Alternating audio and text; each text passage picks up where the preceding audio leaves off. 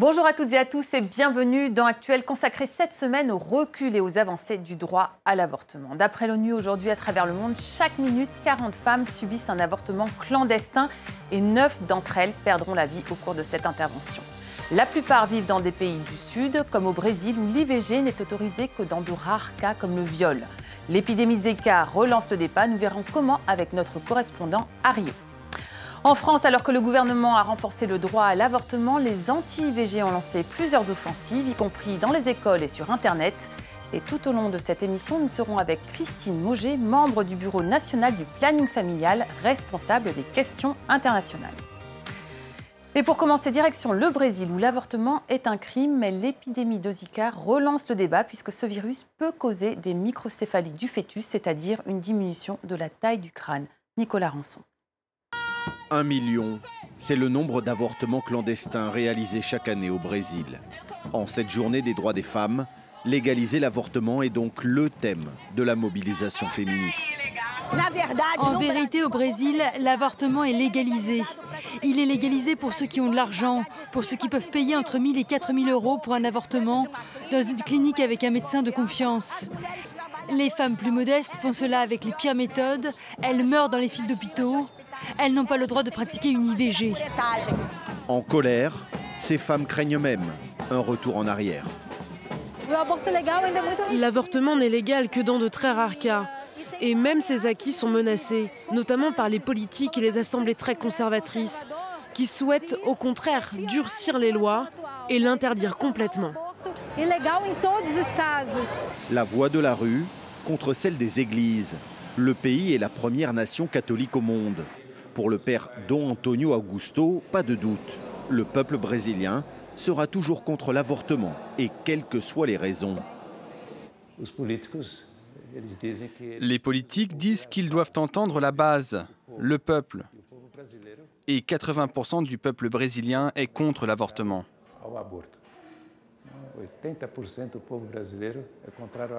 Et ces manifestations d'activistes en faveur de l'avortement ne sont pas des manifestations aussi importantes que la mobilisation des catholiques et des personnes de bonne volonté en faveur de la vie.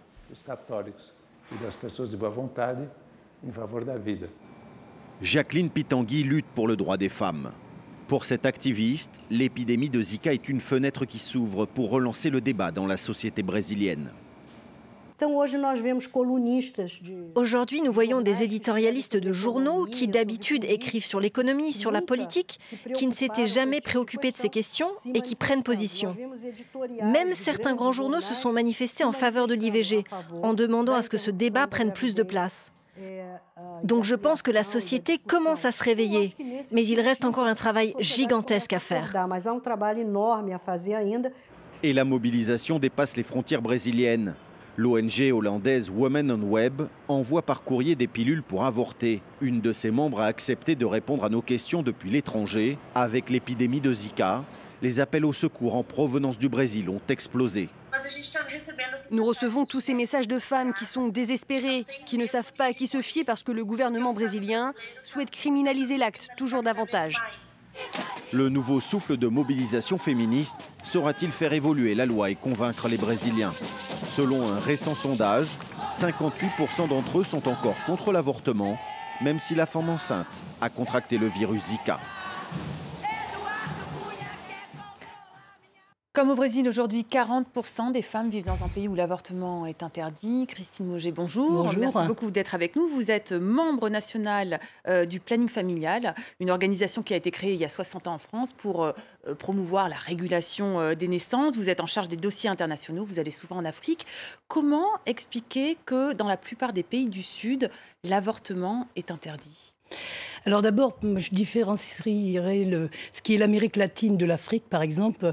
L'Amérique latine, il y a quand même l'histoire des dictatures qui ont effectivement plombé l'évolution des droits pendant des décennies et qui aujourd'hui font que ce continent commence à bouger sur cette question-là, même si c'est là où on retrouve des pays comme le Chili, où c'est complètement interdit, le Nicaragua, la République dominicaine, vous avez un certain nombre de pays comme ça. Pour autant, vous avez l'Uruguay qui a aussi à légaliser l'avortement. Donc c'est vrai que cette histoire a contribué effectivement à plomber, à pénaliser l'évolution de ces droits-là, de ce droit à l'avortement. Du côté de l'Afrique francophone, entre autres, a hérité de ce qui était la loi de 1920, que nous, on a abrogée au fil du temps et qui interdisait, et qui avait été renforcée par la loi de 1923, qui interdisait l'avortement. Donc, de fait, et ces lois sont restées comme des vestiges au niveau des droits des pays et contribuent, je pense, à des freins. Alors, il y a l'histoire, il y a l'héritage de certaines lois, mais il y a aussi le poids de la société. Dans ces sociétés-là, en Amérique latine, mais peut-être aussi en Afrique, c'est quand même un tabou encore, l'avortement. C'est mal vu. Vous allez régulièrement en mission en Afrique et vous essayez de promouvoir, ou en tout cas de dire il faut libéraliser le droit à l'avortement. C'est quoi les arguments que vous utilisez ? Alors, c'est vrai que c'est compliqué parce qu'il y a la question de la loi, il y a la question de la religion. Et l'emprise religieuse et l'emprise de l'Église catholique, ou évangéliste, est très forte en Amérique latine et en Afrique. Et elle joue effectivement, on l'a vu avec le témoignage dans le cadre du précédent reportage que vous venez de passer, les freins c'est des freins forts.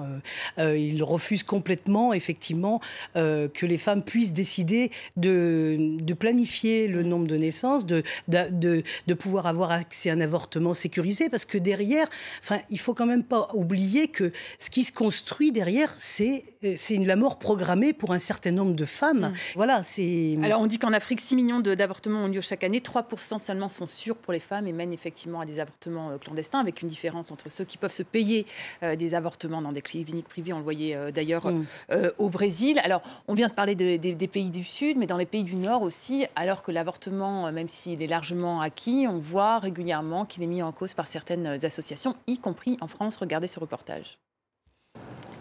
Mieux vaut déposer son enfant à l'adoption que d'avorter. C'est ce que cette collégienne en banlieue parisienne affirme avoir entendu lors d'un module sur les relations hommes-femmes. Un message orienté, distillé lors d'une intervention obligatoire dans un établissement scolaire public. J'en ai parlé avec mes amis et elles m'ont dit qu'elles ne voulaient pas avorter après ce qu'on leur avait dit et que c'était une bonne idée de garder l'enfant et de le donner à des gens qui en avaient vraiment besoin et qui n'y arrivaient pas. Un discours anti-IVG que cette élève de 3e a décrypté en discutant avec sa mère. Inquiète, elle a très vite contacté le collège avec d'autres parents d'élèves. Les choses ont été prises en charge par le collège, effectivement, qui a reconnu qu'il y avait eu un vrai problème et un dérapage. Et là, les enfants ont eu une présentation rectificative. Cet incident isolé montre que le système n'est pas sans faille. Dans les écoles publiques et sur Internet. En faisant une recherche avec des mots-clés, le site officiel du ministère de la Santé est devancé par un autre site, ivg.net. Une page en apparence informative, mais animée par des opposants à l'avortement. Un numéro vert national est mis à disposition. Au bout du fil, une conseillère. L'interlocutrice met en garde contre l'avortement. Votre corps va réagir, c'est évident. On peut faire des fausses couches, on peut soit être stérile, c'est normal parce que si vous voulez, vous perturbez, si vous voulez, votre organisme. Donc, je ne peux pas vous dire à 100% que de toute façon, dans un an, vous aurez un enfant, non. Autre argument, la dépression. Il y en a qui disent qu'elles sortent, elles se sentent vidées et elles ne comprennent pas pourquoi elles pleurent, pourquoi elles n'arrivent pas à dormir. Ça fait partie du syndrome post-avortement. Un discours contre lequel lutte le planning familial.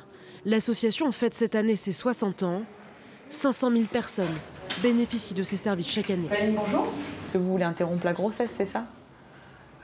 D'accord, donc on va vous donner les informations, on fera l'échographie et on vous orientera pour voir où vous voulez aller. Pour cette conseillère, l'accès à l'information sur l'IVG est toujours un combat d'actualité. C'est beaucoup plus courant d'avoir des femmes qui viennent nous voir et qui ont eu des informations erronées sur l'IVG, qui ont appelé des numéros avec des femmes qui les harcèlent par SMS pour les décourager d'avorter. Face à ces campagnes de désinformation, le gouvernement a mis en place un numéro national en septembre. 2000 appels par mois sont recensés. Christine Mauget, est-ce qu'il est plus difficile aujourd'hui d'avoir accès à l'avortement en France qu'il y a encore quelques années? Est-ce que vous avez l'impression qu'il y a une sorte de courant conservateur qui culpabilise à nouveau les femmes? Ce qu'on constate, c'est qu'il est clair que depuis 10 ans, à peu près une centaine de centres d'interruption volontaire de grossesse ont fermé. Donc ce qui se dessine, c'est une inégalité d'accès sur les territoires, c'est-à-dire et suivant les périodes. Il va être compliqué pour une jeune fille de trouver une solution à sa demande d'avortement en période d'été. Parce que si elle habite à Paris, ce sera peut-être plus simple. Moi qui viens de Poitiers à Poitiers, mais à Paris, ça va être plus compliqué. Donc il y a cette question-là. Il y a aussi la question effectivement, de cette remontée aussi d'une espèce d'ordre moral. Comme le reportage le montre très bien, et sur Internet, on peut effectivement tomber sur des sites qui ne vont pas être des sites bienfaisants. C'est des sites qui vont venir vous culpabiliser. L'avortement, c'est pas le problème. Le problème, c'est la grossesse non prévue. Et l'avortement est la solution à ça. Parce qu'effectivement, c'est ne pas mener à terme une grossesse que vous ne voulez pas et qui ne s'inscrit pas dans votre projet personnel. Les anti-IVG disent en même temps c'est le problème de la vie est sacrée. Ils disent aussi il y a d'autres moyens de contraception.